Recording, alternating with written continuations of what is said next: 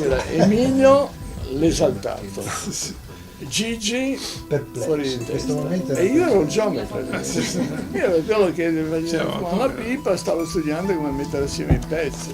Ero l'unico saggio di dentro.